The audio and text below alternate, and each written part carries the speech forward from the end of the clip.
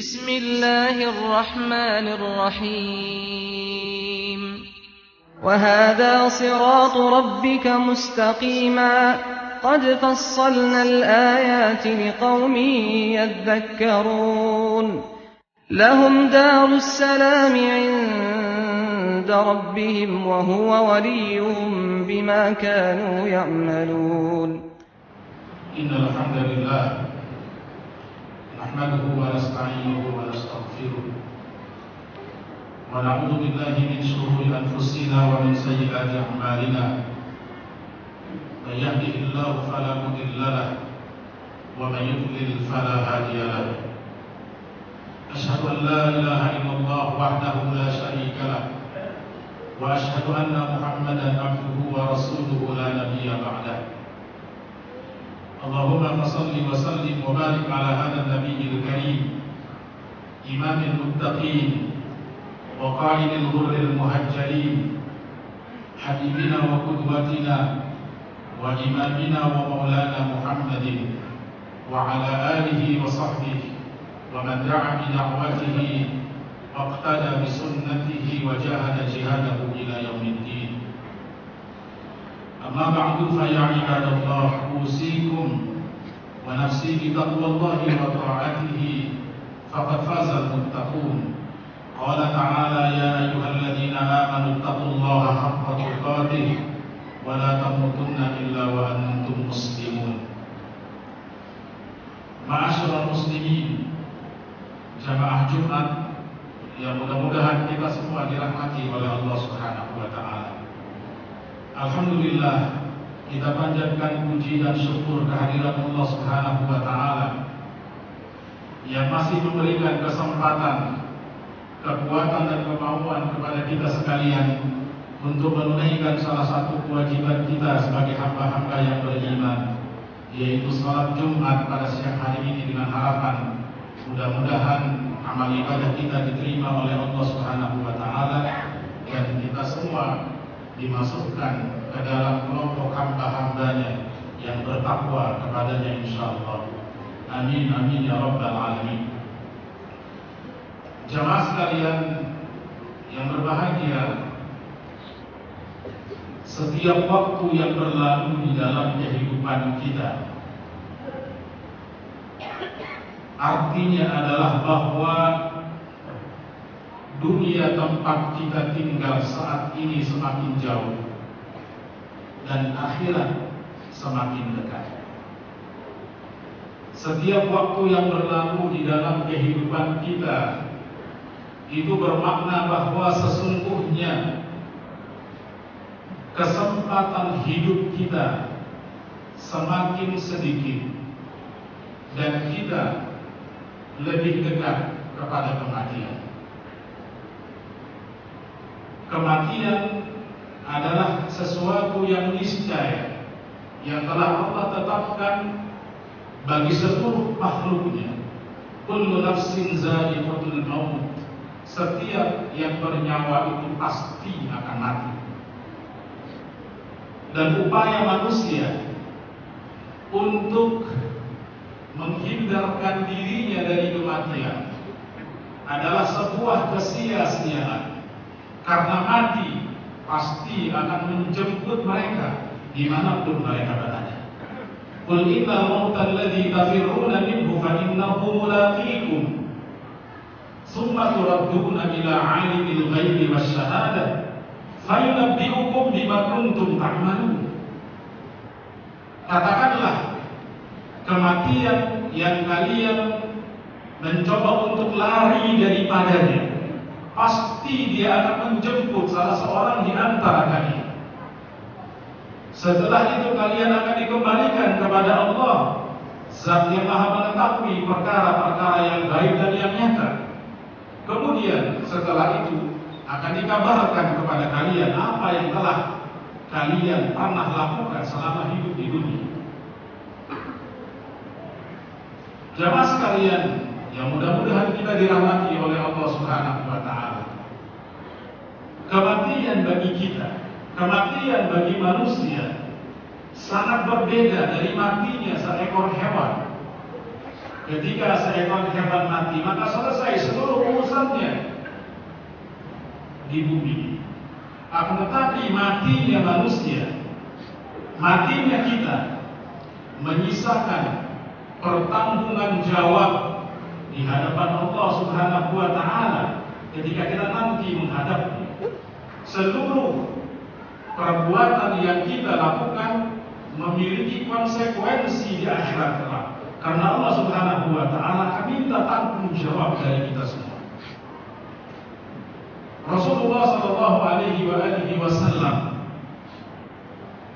bersabda dalam sebuah hadis, kata beliau, la tazulu qadama 'abdin yawmal qiyamah hatta yus'ala an arba', an umrihi fima afna, wa an shababihi fima abla, wa an ilmihi madza 'amila bih, wa an malihi min aina iktasabahu wa fima anfaqa.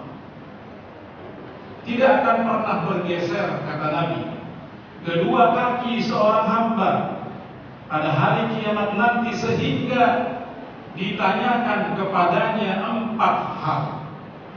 Allah mintai pertanggungan jawab dari setiap hamba yang menghadapnya nanti, ditanya tentang 4 hal, kata Nabi. Yang pertama, kata Nabi, an umrihi fima afnah, akan ditanya kepada kita, akan dimintai tanggung jawab kepada kita tentang umur kita. An umrihi fima afnah, untuk apa umur itu kita gunakan. Tidak ada satu detik pun waktu yang kita lewati di dalam kehidupan ini kecuali Allah minta tanggung jawab.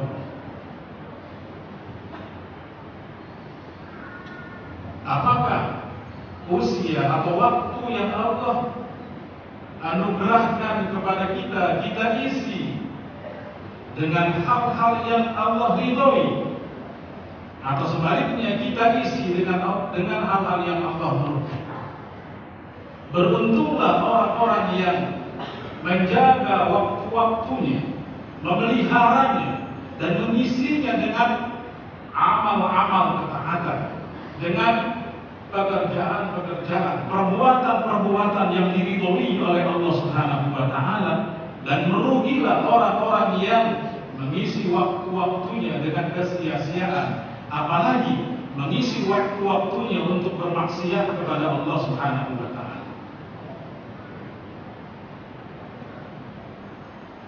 Allah Subhanahu wa Ta'ala ingatkan kita tentang orang-orang yang beruntung ketika mereka berjumpa dengan Allah Subhanahu wa Ta'ala. Allah Subhanahu wa Ta'ala berfirman, wal 'asri innal insana lafi khusr illa alladziina aamanu wa 'amilus shalihat wa tawashaw bil haqqi wa tawashaw bis sabr. Demi masa, kata Allah, innal insana lafi khusr, sesungguhnya manusia itu berada di dalam kerugian. Mereka, manusia itu, kata Allah, berada di dalam kerugian. Allah mengecualikan orang-orang yang tidak merugi. Siapakah mereka itu? Allah Subhanahu wa Ta'ala mengatakan, illal ladzina amanu, kecuali mereka yang beriman kepada Allah, mengisi waktu-waktu dalam kehidupannya dengan amal-amal ketaatan, menjauhi dirinya dari amal-amal kemaksiatan.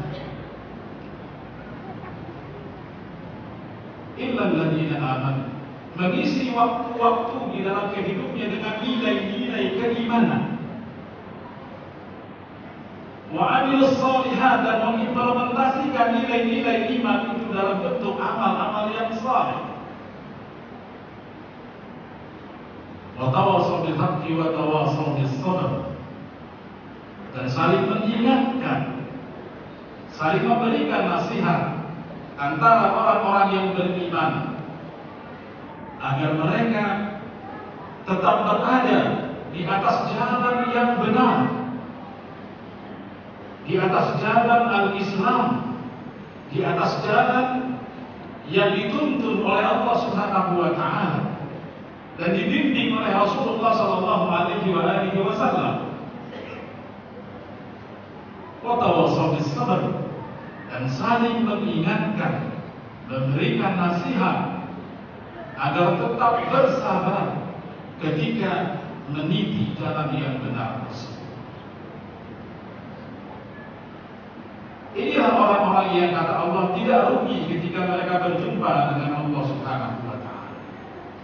Oleh karena itu, umur sebagai modal yang Allah berikan kepada kita, waktu yang Allah berikan kepada kita, yang merupakan bagian dari umur tersebut, seharusnya bagi orang-orang yang beriman betul-betul dijaga, dipelihara, digunakan sebaik-baiknya untuk hal-hal yang diridhoi oleh Allah Subhanahu wa taala, dan semaksimal mungkin waktu dan usia yang Allah berikan kepada kita jangan sampai kita gunakan untuk sesuatu yang sia-sia, apalagi perbuatan-perbuatan maksiat kepada Allah Subhanahu wa taala.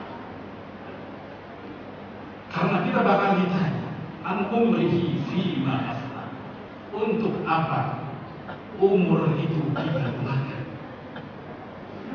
Yang kedua, kata Nabi, wa an syababihi fima ablah, ditanya oleh Allah Subhanahu wa taala atas kita semua nanti tentang masa muda kita, untuk apa kita gunakan.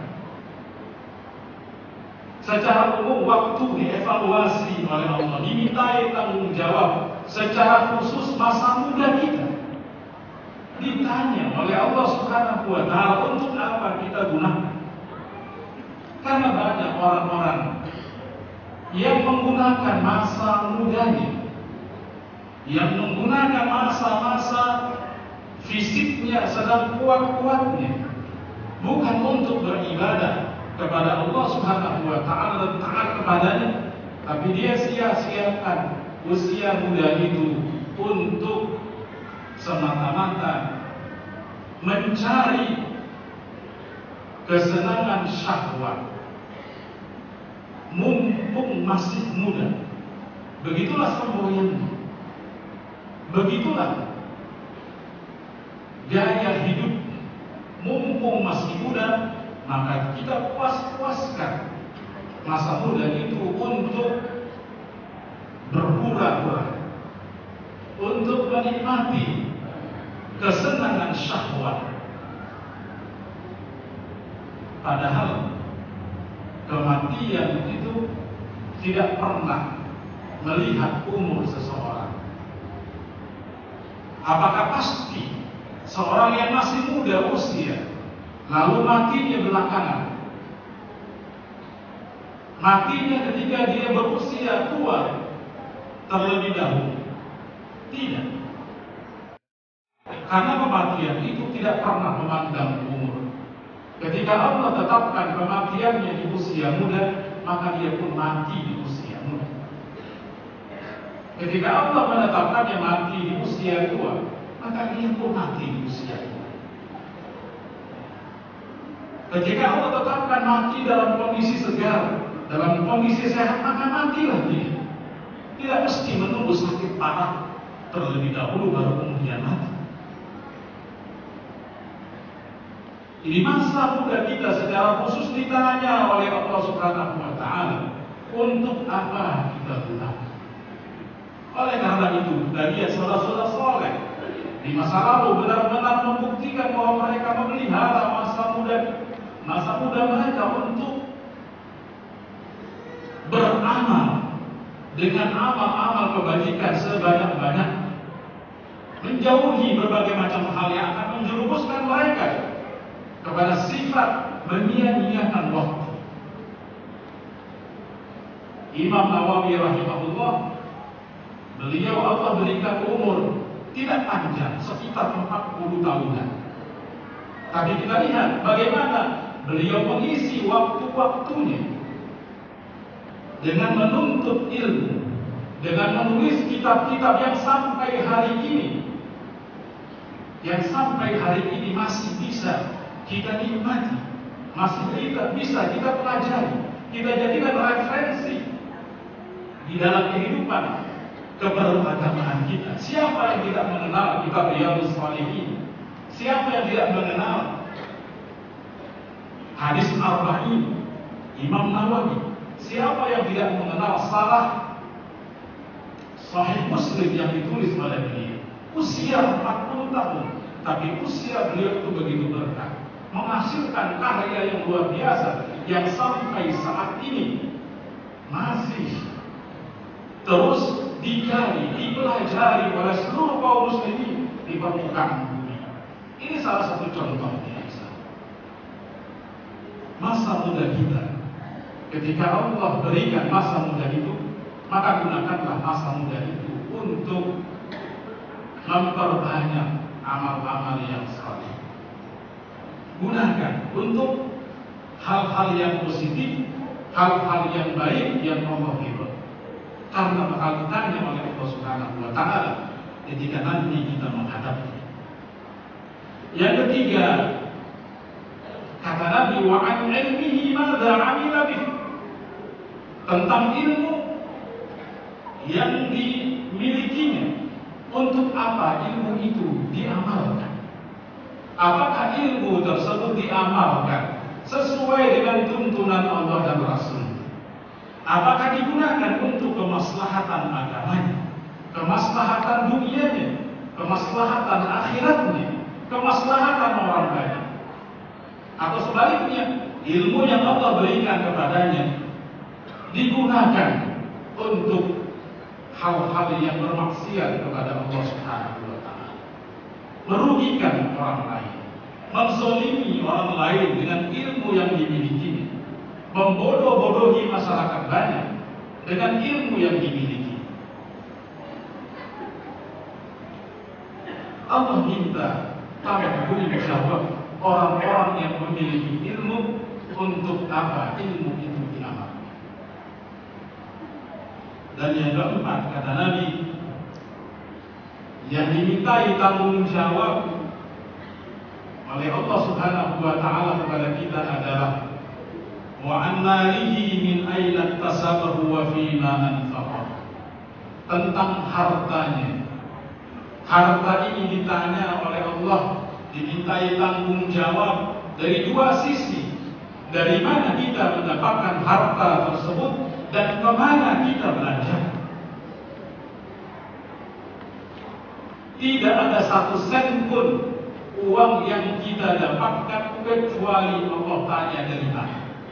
Dan tidak ada satu sen pun uang yang kita belanjakan kecuali Allah tanya kemana dibelanjakan. Apakah kita mendapatkannya dari cara-cara yang dihalalkan oleh Allah Subhanahu wa taala atau dengan cara-cara yang diharamkan? Apakah kita mendapatkannya dengan cara-cara yang Allah ridhoi ataukah dengan cara-cara dengan menzalimi orang lain? Semua bakal ditanya oleh Allah Subhanahu wa taala. Kalau sekarang orang-orang yang mendapatkan harta secara zalim, baik dengan cara merampok, dengan cara mencuri, dengan cara korupsi, dan perbuatan-perbuatan tercela yang lain, dia dapat selamat dari hukuman manusia karena dia bisa beli dengan harta yang diperolehnya untuk membeli hukum dan sebagainya. Maka di akhirat nanti mereka tidak akan pernah lepas dari hukuman Allah Subhanahu wa taala ketika mereka mendapatkan harta tersebut dengan cara-cara yang diharamkan oleh Allah Subhanahu wa taala.